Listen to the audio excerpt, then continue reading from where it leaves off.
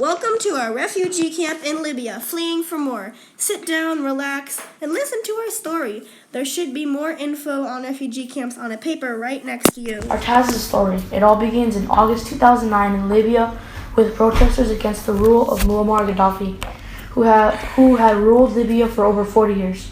People were fed up with how he killed people who opposed him and tried to keep all the power and money for himself. And 1.5 years later, Gaddafi lost his patience with the protesters and sent security forces who fired on a crowd of protesters in the city of Benghazi. Then things broke into chaos. Some people were scared and fled the protest site, but not everyone gave up. Some decided to fight back against Gaddafi and gain support in the form of supplies and people. A full civil war broke out. It was Gaddafi and his supporters against the rebel protesters. The fighting became chaotic as it entered different cities. Bridges collapsed, schools closed, people got shot in the street and were scared for their safety. Refugee camps formed away from those cities, which would be walked or driven to. The people that started the camps contacted organizations who began to give supplies. The camp founders went to the cities, started to gather groups and put banners and signs urging people to go to their camps for safety. They did this because they cared about the people of Libya and didn't want them to get hurt or killed.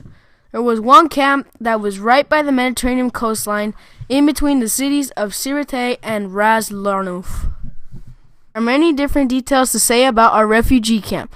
This temporary autonomous zone, or Taz, named Malanda Liarb, means heaven of war in Arabic. It started in April 2011 and has been around for a week. It is located in northern Libya where there are very hot summers, usually in the 90s and 100s, and mild winters. There are lots of wind. We are located near the Mediterranean Sea. There are around 50 people inhabiting our Taz, but we can accept up to 500. The people can come to our Taz in any way, whether they be walking, driving, or some other form. People get some food and other needs from the United Nations High Commissioners for Refugees and the World Food Program, which are non-profit organizations that donate to refugees. The first donations are supposed to arrive today. Desalination devices have already been built, and construction on the ham radio and its station has started. Here's a short story showing what started our refugee camp and how, in scene format. Watching the protesters fills me with energy.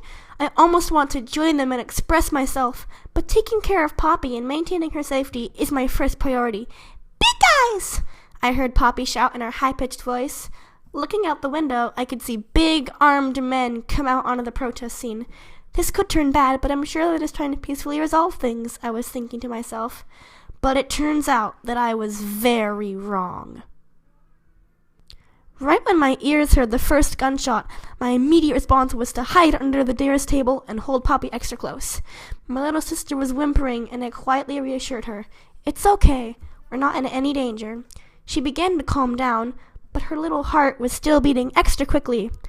Gaddafi must have finally lost his patience. I soon realized that if a full-blown war was going to start because of this, Poppy would not be safe. My friend Dune had told me that he was forming a refugee camp because he knew a war would start. I had told him that he was just being a pessimist, but now I have to find him and go to his camp where Poppy would be safe. Luckily, I happened to run into Dune in the middle of the city. He was already rounding scared people and families into groups and asking them if they wanted to go to his camp. Lena, what are you doing here? I thought you wanted to work with the mailing industry, not a refugee assistant. It is true that I want to work in the mailing industry. Delivering messages and things for people is my dream job. I love making people happy and doing things for them, but my mailing job, I couldn't do it yet, not with Poppy so young. I'm not here to be a refugee assistant, though. I'm doing this for my sister, Poppy. It's too dangerous for my 2-year-old sister to be living in a city full of war and danger, especially without parents. Okay then, I assume you're coming too? Yes, my sister means the world to me. Then get yourself and your sister into this group of people so I can line organize them. I was walking right into the middle of the frightened, mumbling crowd, tightly holding Poppy close to me. Dune was organizing us into single file lines. You guys better be fit enough. The walk could last us the whole day, so get ready. Some people who had previously fled were now running back, holding things like knives and guns. A full civil war probably will start, I realized. We better get going soon. I was feeling scared and excited at the same time. My heart was pounding so loud I could hear it thumping, and I'm sure Poppy could too. I looked down at my sister. She had her hand in her mouth and was looking towards the direction of home, her eyes confused and teary. I'm gonna miss home too, but we'll get over it. We're going on a journey, on an adventure. My words made Poppy take her hand out of her mouth and say, Adventure! It may seem like the whole adventure thing was just to help Poppy feel better, but it felt like an adventure to me as well. I was doing something that I had never done before and had no idea what to expect. My feelings were not just scared and nervous, but excited and curious. This truly was an adventure for me and Poppy. This poster to you. It should talk about shelter. In our temporary autonomous zone, which is a TAS. One of them is earth bag houses, and another is recycled shipping containers. These shelters are in the center of the camp so that they can be accessed easily. The medical tent is directly north of the shelter, and the food handling area is south. Communication stations are to the southwest, and the garden and latrines are to the east. The sports field and reusable item storage area northwest from the shelters and our desalination device is northwest. Now, on into our types of shelters. We built the earth bag shelter by getting bags of sand and stacking them on each other on a pattern on the ground, supported by big sticks or wooden planks that will support it to make a sturdy earthquake-resistant house. The metal container is spacious and can be cut to have windows and doors for fresh air.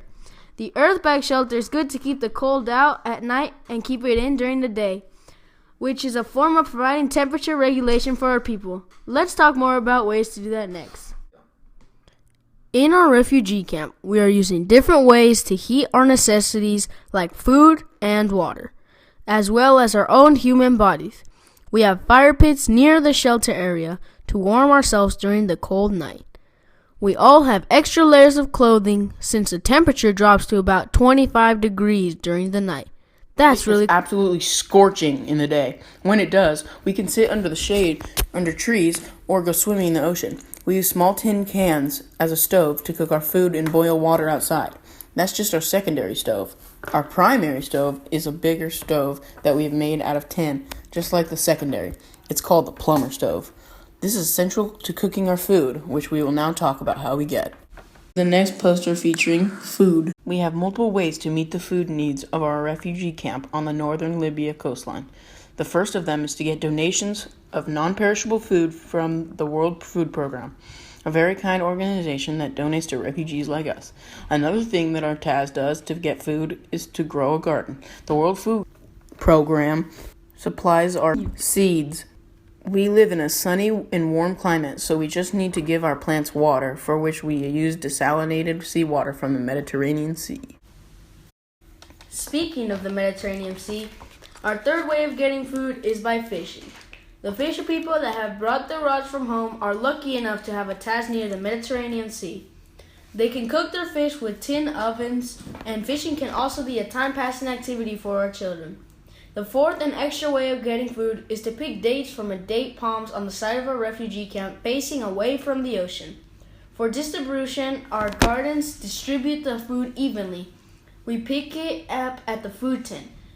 We think that all of this food for our TAS shouldn't be too big of a problem.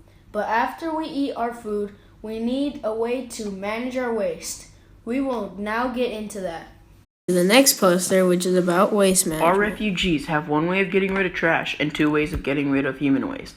To get rid of trash, we build trash bins to store our garbage in. Everyone in the TAS has to bring their own trash to the garbage bin.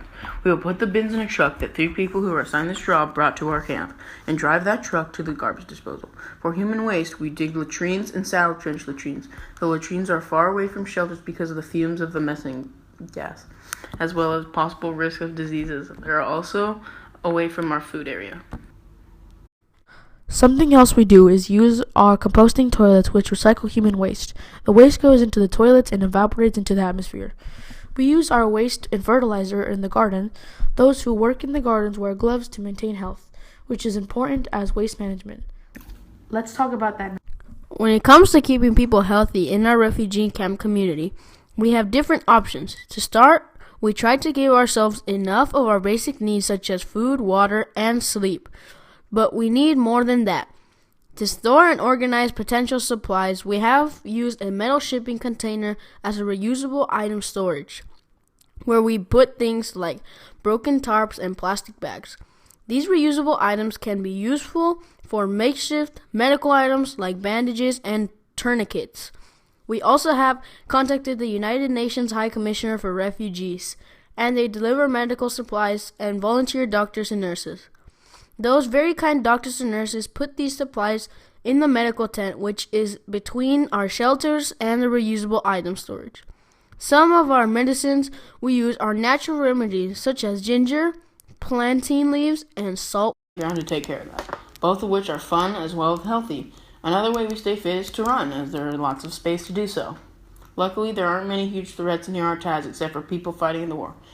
People coming to our camp may need care, but we are prepared. With all of these at hand, our refugee camp has enough ways to deal with health and medical issues until the war is over. But we need something to contact the UNHCR for them to bring supplies. Fortunately, we have found something. Next poster talks about communication. Focus your attention there. We in our refugee camp have two ways to communicate with the outside world. The first one is a satellite that displays signals to the communicators and sends messages to other countries. The second is a ham radio which sends messages to other radios and is used to contact organizations for supplies and resources. The stations for our radio and satellite are southwest of the shelters. The ham radio will be monitored by people in the radio station sending out messages. A reason for why we contact other organizations with the ham radio is so they can donate water, but we have more ways of getting water. Let's talk about that next. There should be about one poster left which focuses on water. About that next. At our refugee camp, we have two ways for getting ourselves water and one to purify it. Our first way to get water is to go to the ocean and then desalinate the seawater with our amazing creation, the condensation combination. This desalination device uses solar energy to do its job. The sun makes the water evaporate, which leaves all the salt behind. The water condenses on the top of the water bottle and drips down into the folds of the bottle. Those who collect the water will bring it to all the cooking places so they can distribute it. Water is also given to us by the very kind World Food Program. All of our water gets distributed so that everyone can get the same amount. People have shifts watching our water storage container to make sure that nothing goes wrong. That is how we at our camp obtain one of our precious needs, water.